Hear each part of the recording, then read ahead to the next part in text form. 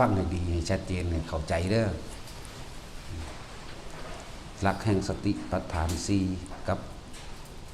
การดูจิตการเห็นจิตเห็นกายและกายในกายเห็นเวทนาและเวทนาเห็นจิตในจิตก็คือการจับเกาะยึดอยู่กับลมนี่แหละยึดลมเข้าไว้เกาะลมเข้าไว้ทำความรู้สึกอยู่กับลมเข้าไว้อย่างเดียวเท่านั้นนี่เป็นเบื้องต้นบอกว่าสิเกิดยังขึ้นอาการปิติมีหาถ้าเขาอยู่กับลมหายใจขนลุกขนพองสยองก้าวคุตการปิติเกิดขึ้นรู้แต่ว่าอย่าไปคิดนึกปรุงแต่งกับขนลุกขนพองสยองก้าวโยกสั่นสายพัฒนาปิติโยกสั่นสายก็อย่าเข้าไปคิดนึกปรุงแต่งกับอาการที่มันโยกสั่นสายอยู่ในกายเท่านี้แหละทีนี้จิตสงบหรือมีอาการจุกอกมีความปลื้มขึ้นมาอย่างหนึ่งแล้วก็มีอาการเหมือนน้ำตาไหลจังซี่ให้รู้บ่ไปคิดกับข้อมน้ำตาไหลว่าเกิดขึ้นจากอะไรเป็นเพราะอะไรเป็นเพราะสิ่งใดบ่แมนแบบนั้นหยุดคิดนี่ก็คืออยู่กับลมนั่นเองต่อมาแสงสว่างเกิดขึ้นหรือเห็นนิมิตทุกสิ่งทุกอย่างนิมิตอันเป็นรูปบุคคลสัตว์สิ่งของผีเปรตเทวดาอินพรหมนิมิตเสียงนิมิตกลิ่น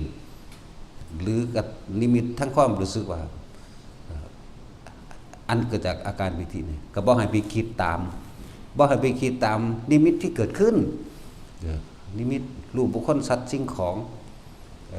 นิมิตกลิ่นนิมิตเสียงนิมิตต่างๆนานาสารพัดอย่าคิดว่าเกิดขึ้นจากอะไรคืออะไร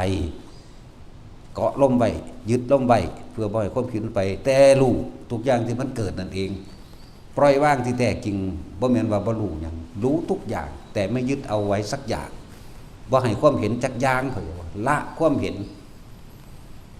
บ่ให้ความเห็นว่าผิดว่าถูกว่าดีว่าเลวว่าทุกอย่างบ่ให้ความเห็นเลยแต่ว่ารู้แต่ว่าเห็นอะไรเหมือนก็ล่มไปเหมือนเดิมอยู่กับลม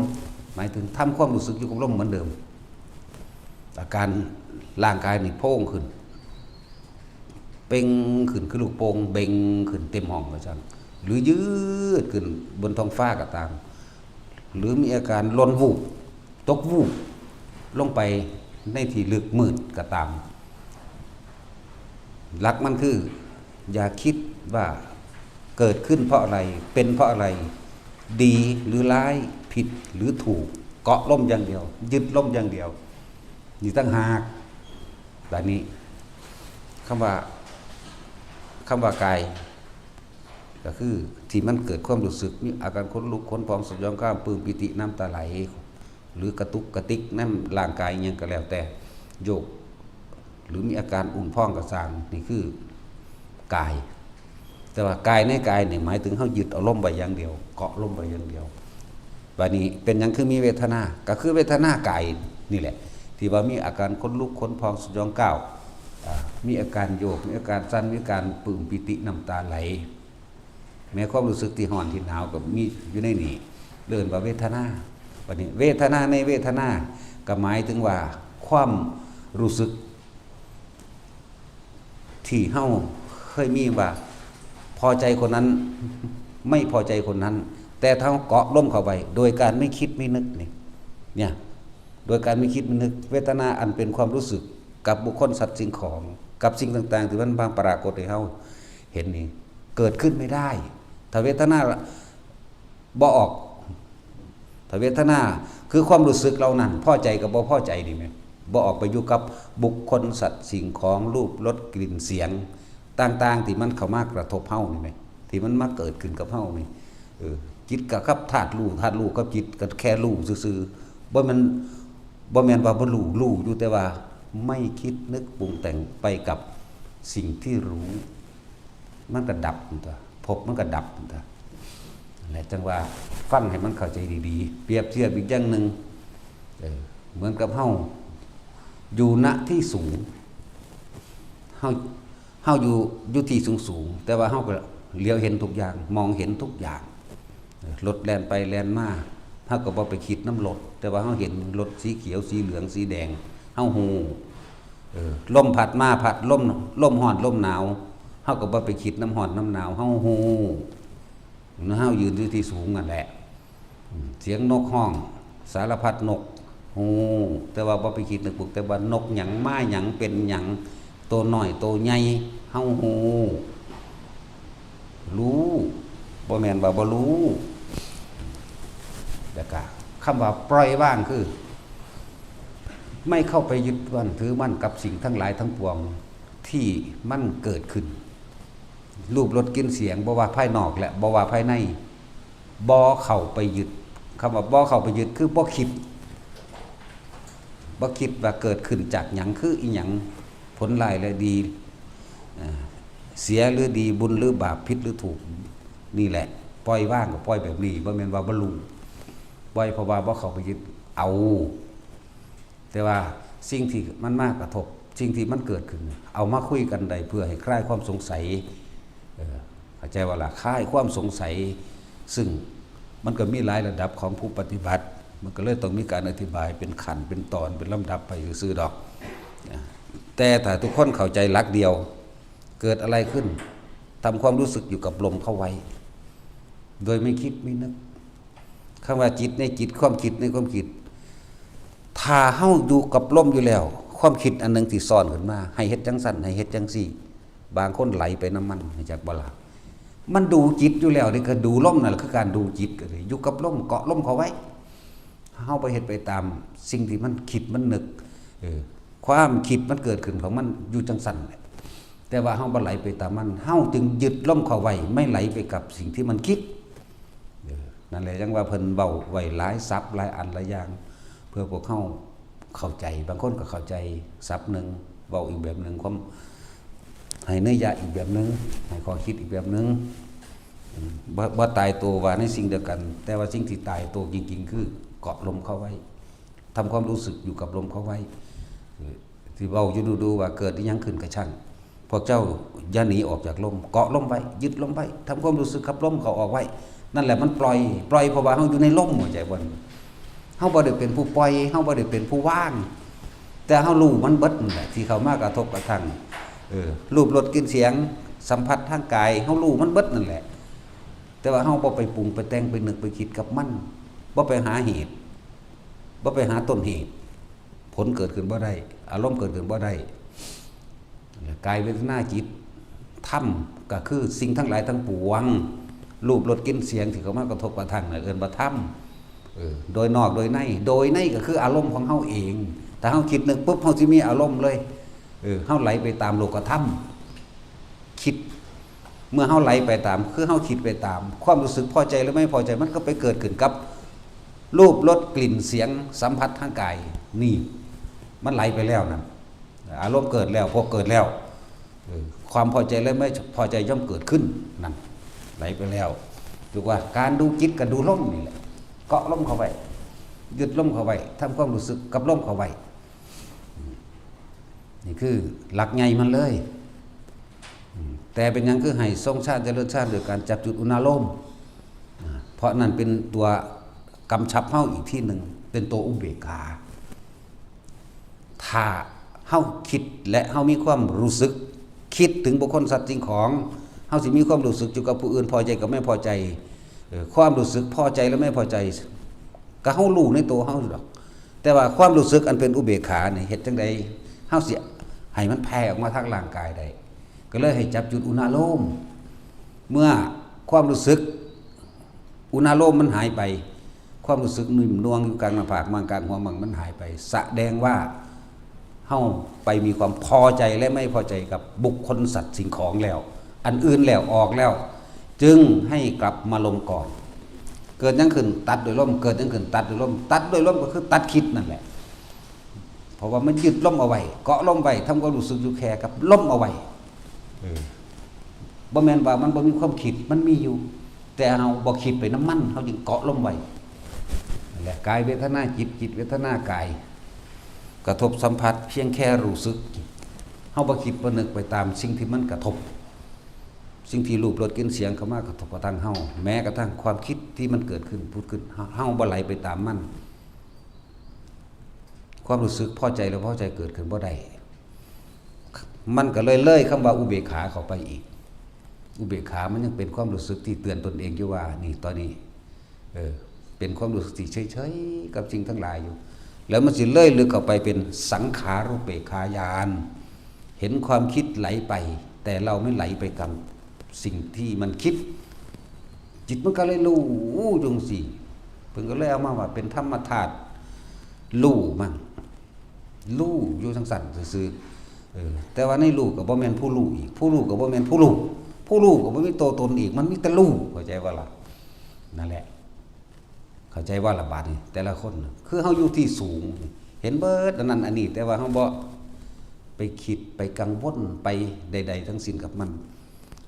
คนเฮาข้ามความสงสัยได้ยากนะแล้วถ้าเกิดยังขึ้นไปแล้วสงสัยแล้วสงสัยแล้วเกิดกามฉันทะพอใจไม่พอใจนี่รูปรสกลิ่นเสียงได้บัดแต่สงสัยใดอันใดอันหนึ่งนี่แต่ก็สงสัยนั้นนี่หาคำตอบของตนเองบ่ได้หรือคำตอบว่าเป็นที่พอใจของเจ้าของเองนี่มันยังในหลักของกามฉันทะคือเก่าเด่นพอใจในรูปในรสในกลิ่นในเสียงเด้พวกนี้ก็เลยเกิดความเหงาท้อถอยอุทธัจจะกุกุจจะเหงาเศร้าท้อถอยบ่มีกำลังใจบ่แม่นแต่ว่าง่วงเหงาเฮานอนเด้พวกนี้แบบท้อถอยอ่อนแรงเบิดกำลังใจก็บ่อยากปฏิบัติแล้วนี่แหมอุทธัจจะกุกุจจะนี่นะทีนมิทะมันฟุ้งซ่านไปแล้วเมื่อฟุ้งซ่านไปแล้วก็เหงาหงอยท้อถอยเบิดกำลังใจมันต่อกันเด้อของพวกนี้เด้อเมื่อเกิดนิวรณ์อย่างใดอย่างหนึ่งขึ้นกังวลอย่างใดอย่างหนึ่งเกิดขึ้นความกังวลทั้งหานั่นเป็นอันเดียวกันเบิดนี่มันสิเชื่อมกันเองต่อเชื่อมกันเองฉะนั้นวิธีตัดความกังวลก็คือล้มตัดความกังวลตัดความสงสัยตัดนิวรณ์ก็ใส่ลมซึบใส่ลมอย่างเดียวอย่าเพิ่งไปหาคำตอบจากไผเถอะแน่เนียนแน่นิ่งอยู่กับเพียงแค่ลมหายใจนั่นแหละแต่เฮาเข้าใจรักนี้ดีแล้วก็บ่ต้องมีปัญหาอีกเห็นเทพเทวดาอินพรหมก็จะไปคิดน้ำเขาเห็นได้ยินนี่อันเทพเทวดาอินพรหมยมยักษ์สวรรค์นรกอย่างต่างๆอื่นว่านิมิตสิ่งที่ปรากฏขึ้นรบกวนความสงบหรือรบกวนความนิ่งความว่างก็ว่าแต่เพราะว่าเฮาสิไหลไปน้ำมันไหลคือคิดตามสิ่งที่เห็นมันกลิ่นเกิดขึ้นก็จะไปสงสัยมันรู้อยู่ดอกว่าเหม็นว่าหอมมันรู้แต่ว่าจะไปหาเจ้าของเหม็นเจ้าของหอมว่าต้องไปหา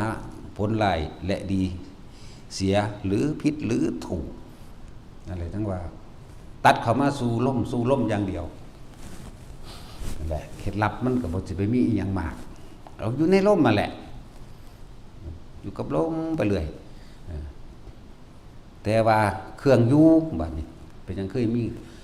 เครื่องอยู่คือหรือเรียกว่าเครื่องเตือนความรู้สึกตัวของเจ้าของเองก็เลยให้จับจุดอุณาโลมถ้าตัวนี้หายเมื่อไหร่เราไปอยู่กับบุคคลผู้อื่นแล้วนี่เฮาไปมีความรู้สึกกับบุคคลสัตว์สิ่งของอันอื่นๆแล้วนั่นแหละจึงกลับมาลมใหม่นี่เห็นบ่ตัดมาลมคือเก่านั่นแหละ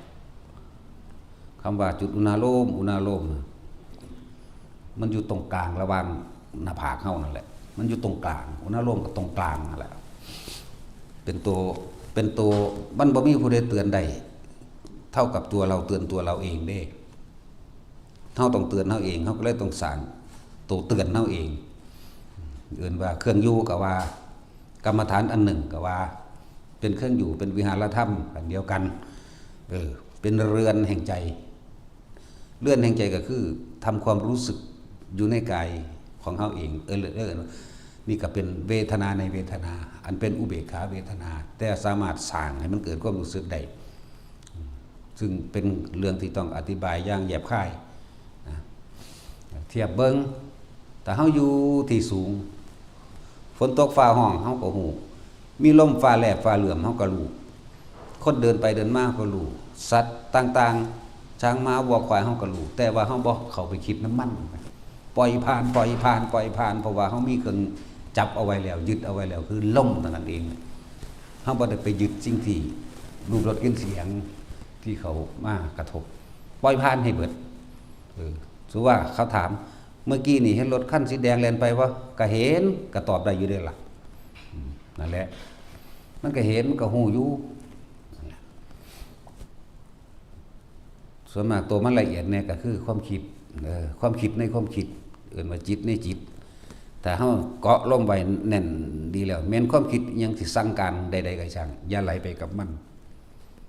มันก็อยู่ที่สูงนั่นแหละเห็นเบิดทุกอย่างแต่ว่าบ่ไหลไปกับมันรู้อยู่เห็นอยู่ประจักษ์แจ้งดีอยู่นั่นน่ะตอนนี้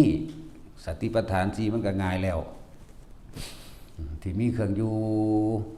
มันก็เหมาะสมกับคนทำงานนำเหมาะสมกับทุกอย่างนั่นแหละแม้ภิกษุสามเณรเฮาเหมาะสมบัดไผอยู่กับลมได้อยู่กับลมบ่ได้ก็อยู่กับเวทนาในเวทนาก็คือทรงฌานเจริญเอาอิปิตินี่แหละมาเป็นเครื่องเตือนตัวเองตัวจิตหมายถึงจิตในจิตมันก็กลายเป็นสติกำจิตกำกับ